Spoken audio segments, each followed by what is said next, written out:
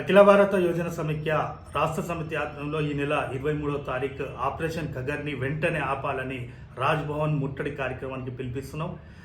ఈరోజు కేంద్ర ప్రభుత్వం ఆర్టికల్ 21కి వ్యతిరేకంగా మనిషి జీవించే హక్కుకి వ్యతిరేకంగా ఈరోజు ఆదివాసులపై మావోయిస్టుల పేరు మీద అదేవిధంగా కర్రెగొట్టెలో అదే అనేక ప్రాంతాల్లో ఫౌజ్ ద్వారా అదే మిలిటరీ ద్వారా దాడులు చేసి వాళ్ళు హత్య చేస్తున్నారు.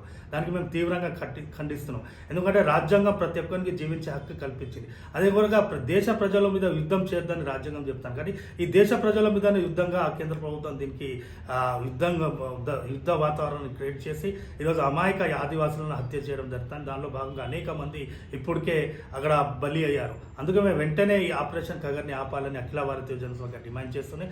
దానిలో భాగంగా ఈరోజు కేంద్ర ప్రభుత్వం ఈ భారతదేశంలో లెఫ్ట్ రాజకీయాలనే పూర్తి స్థాయిలో ధ్వంసం చేయడానికి ప్రయత్నం చేస్తుంది.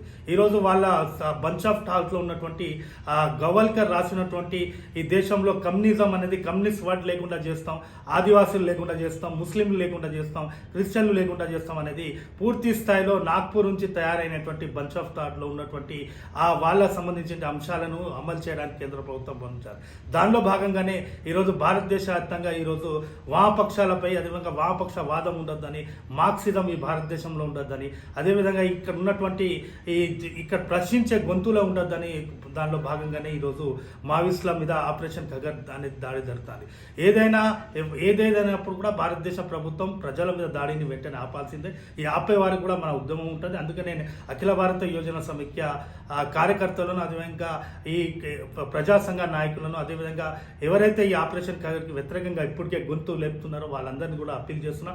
రండి అందరు కలిసి 23వ తారీఖు ఆపరేషన్ ఖగర్కి ఆపాలని రాజ్భవన్ కార్యక్రమం విజయవంతం చేద్దాం. మనందరూ కలిసి ఈ భారతదేశంలో వామపక్షవాదాన్ని అదేవిధంగా ముఖ్యంగా ఐడియాలజికల్ బ్యాటిల్ నడుస్తుంది. ఇది లెఫ్ట్ వర్సెస్ ఆర్ఎస్ఎస్ ఇది బ్యాటిల్ ఇది. ఎందుకంటే ఒక పక్కన హిందూ ఉన్మాద వాళ్ళకు సంబంధించినటువంటి బంచ్ ఆఫ్ టాక్ని అమలు చేయడానికి ప్రయత్నాలు చేస్తాను. ఒక పక్షాన వామపక్షవాదం అదేవిధంగా సోషలిజం, మార్క్సిజం అదేవిధంగా సెక్యులరిజం, డెమోక్రటిక్ వాల్యూస్ని కాపాడడానికి మనం ప్రయత్నాలు చేస్తున్నాం.